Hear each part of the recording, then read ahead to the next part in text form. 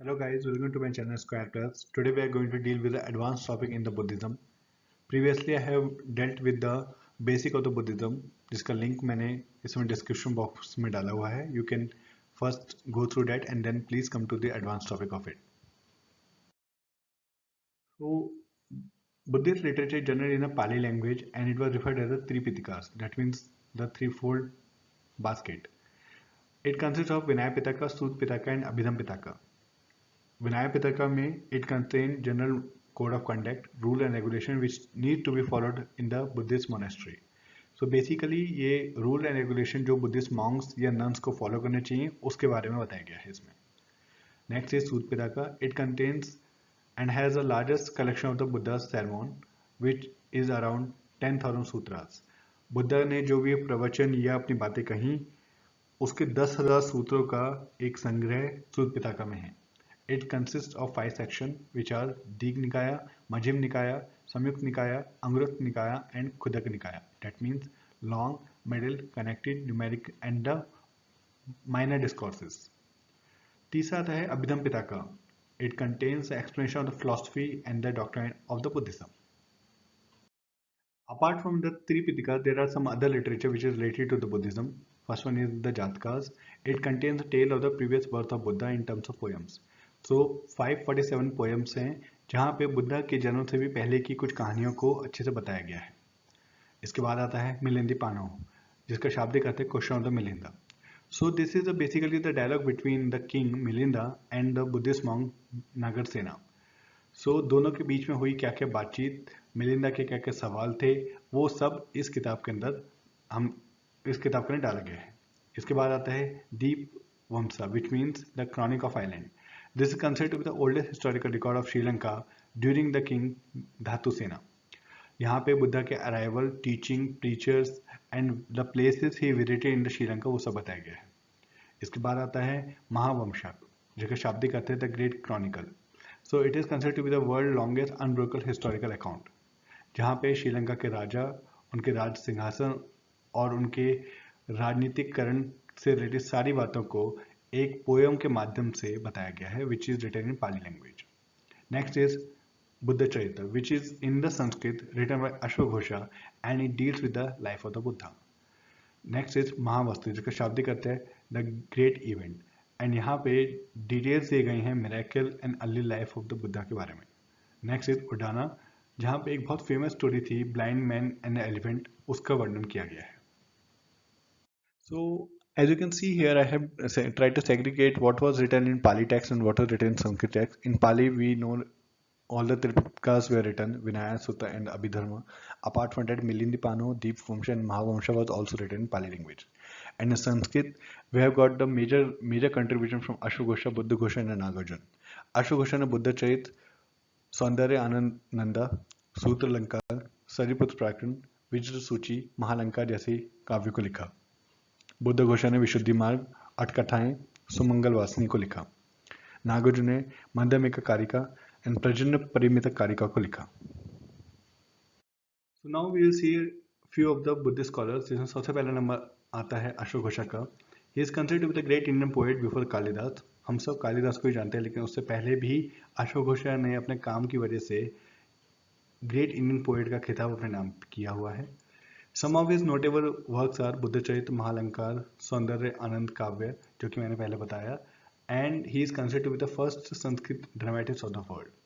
इसके बाद आते हैं बुद्धघोषा जिनकी विशुद्धि मार्ग बहुत ही फेमस किताब है एंड इनका शाब्दिक अर्थ है वॉइस ऑफ बुद्धा. नागार्जुन जो कि एक ब्राह्मण फैमिली में उनका जन्म हुआ and he founded Madhyamika school of Mahayana Buddhism. उसके बाद आता है Dharmakirti. He is known as the Kant of India. He was a teacher at the Nalanda university. So here we are going to deal with one of the important topic of Buddhism which is the Buddhist councils. Buddha के death के बाद कुछ important counselling हुई थी जिसमें काफ़ी कुछ important फैसले लिए गए. So we are going to see कहाँ हुई, उस टाइम में कौन रूलर था और उस काउंसलिंग के चेयरमैन कौन थे. तो पहली बुद्धिस्ट काउंसलिंग हुई थी 483 BC में. प्लेस कॉल्ड राजगिरा. अजातशत्रु तब रूलर थे और महाकश्यप इसके चेयरमैन थे. इस काउंसिल में शुद्ध पिताका एंड विनय पिताका को बनाया गया. शुद्ध पिताका was compiled by Ananda and Vinaya Pitaka by Upali. So if you remember 483 BC was the same time when Buddha left the world also. Now उसके 100 साल बाद 383 BC में second council हुई which was happened in Vaishali. Ruler was the Kalushaka and Sabakami was the chairman. So it ended up with the division of Sangh into two parts. Third Buddhist council हुई around 250 BC at the place Patliputra. Ashoka उस time पे ruler थे and Moggaliputra उस time पे chairman थे. इसमें अभिधर्म पिताका जो कि थर्ड ऑफ द पिताका है उसको बनाया गया. एंड फोर्थ बुद्धिस्ट काउंसिल हुई थी 72 AD में Kundalvanam in Kashmir. Ruler was the Kanishka and Vasumitra and अशोघोष were the chairman. So in this case they have divided the Buddhism into Hinayana and Mahayana.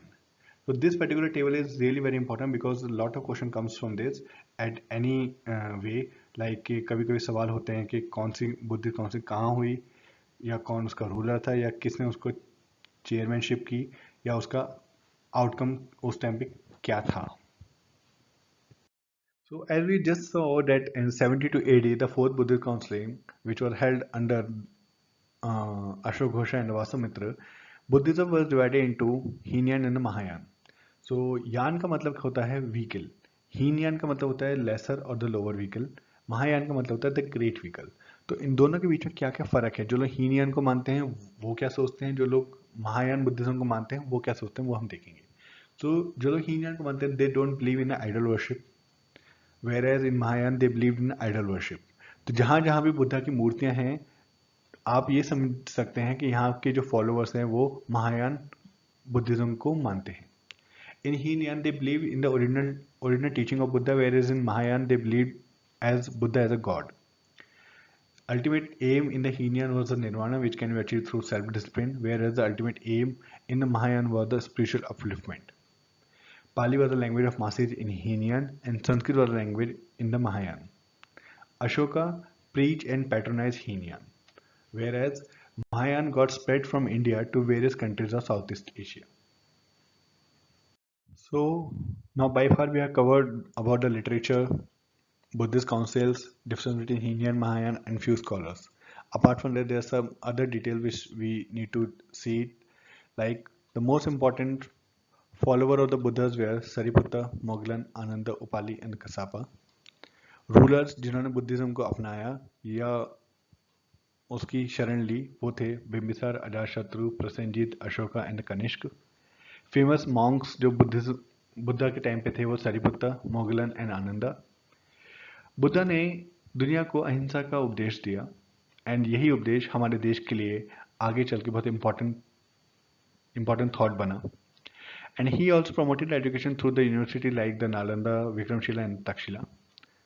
And Buddha के टाइम पे as we know Pali was a main important language and it emerge as a language of the Buddhism. And जब बुद्धा को 35 year की as में enlightenment यानी कि निर्वाण की प्राप्ति हुई, बेसिकली बुद्धा का ओरिजिनल नाम सिद्धार्थ था लेकिन जब उनको निर्वाण मिला तो he was regarded as the term called Buddha which means जिसका शाब्दिक अर्थ है the enlightened one. So here in order to summarize the things in a short and simple way, so we have got few Q&A, like the Tripitakas were written in which language? So we know it's Pali language. There are three of it: Vinaya, Sutta and Abhidharma. Buddhist fourth Buddhist counselling हुई थी कनिष्क के time पे, okay, इन 72 AD में. Third Buddhist counselling कहाँ हुई थी? तो वो प्लेस है पाटलिपुत्र. किस सिटी में पहली बुद्धिस्ट काउंसिलिंग हुई थी? वो प्लेस है राजगृह. एंड बुद्धा ने पहला सारमन यानी कि धर्म चक्र परिवर्तन कहाँ हुआ? तो वो प्लेस है Sarnath near Varanasi. And where did Buddha attain Mahaparinirvana, मतलब बुद्धा की मृत्यु किस जगह पे हुई थी? वो प्लेस का नाम है कुशीनगर. तो ये ऐसे ही तरह के क्वेश्चंस एग्जाम में कभी कभी आ जाते हैं, तो आपको इस पैटर्न पे थोड़ा बहुत अपनी प्रैक्टिस भी कर सकते हैं. So guys, this was the end of the advanced Buddhism topic. I request you to go through both the videos, basic and advanced, to have a clear understanding of the spectrum of topic which you have covered for this. And my intent is to reach out maximum audience who want to learn in simple and crisp manner, remove the fear of history as a subject from the mind, and the information provided can be used in the form of descriptive answers. And wherever I find important I have put already in the bold and italic way so that it can be highlighted. And I just appeal to the learner to write it down in the comment section if you need any specific topic.